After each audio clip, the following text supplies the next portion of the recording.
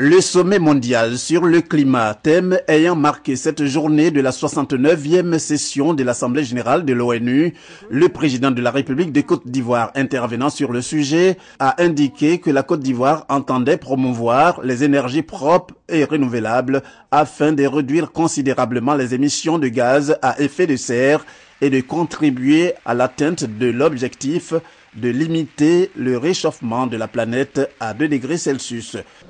Mon pays, la Côte d'Ivoire, subit de plein fouet les effets du réchauffement climatique à travers la dégradation de ses côtes et l'avancée de la mer sur le continent.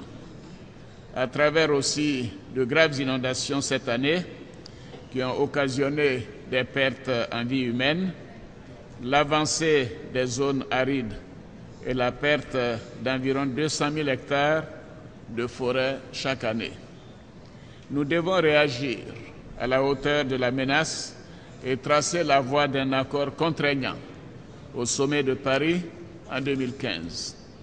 Ainsi, mon pays adhère pleinement aux mécanismes mis en place lors des négociations intergouvernementales au sein de la Convention cadre des Nations Unies pour le changement climatique.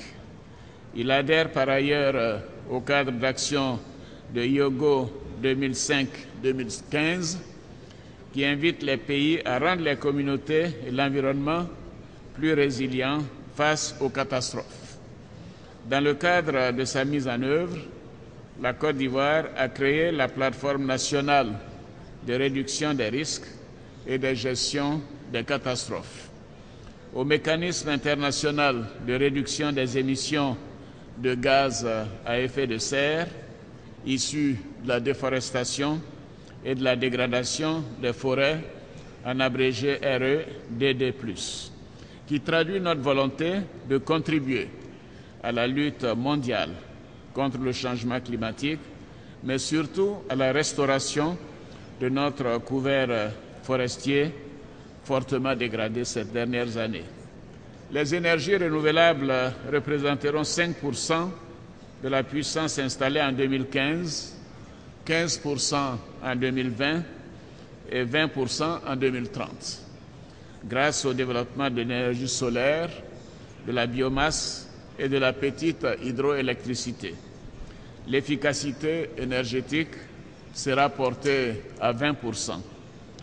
La part de l'hydroélectricité, grâce à l'extraordinaire potentiel du pays, va augmenter considérablement avec la mise en service du barrage hydroélectrique de Soubré dans le sud-ouest de 75 MW à l'horizon 2018 et l'achèvement en 2019 de 7 barrages hydroélectriques d'une capacité cumulée de 954 MW. Ainsi, la part de l'hydroélectricité dans le mix énergétique représentera près de 40% à l'horizon 2025-2030.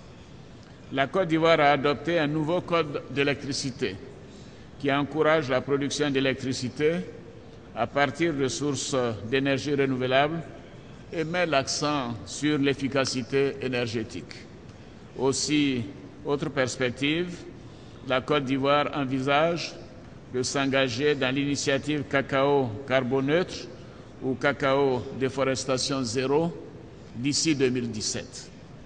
Par ailleurs, la Côte d'Ivoire crée en 2012 un programme national relatif au changement climatique chargé d'élaborer un plan national d'adaptation au changement climatique.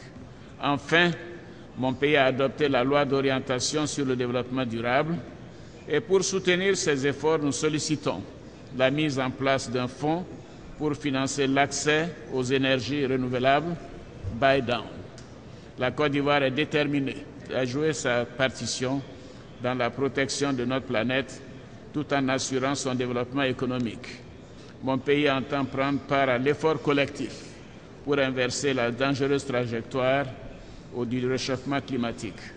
Dans cet effort, les principaux pollueurs doivent aller plus loin dans leur initiative, mais aussi dans le financement de l'adaptation et le transfert des technologies en direction des pays en développement. Pour le président de la République, le but est de rééquilibrer le mix énergétique national dominé à 75,5% par les énergies fossiles en augmentant notamment la production des énergies propres et renouvelables.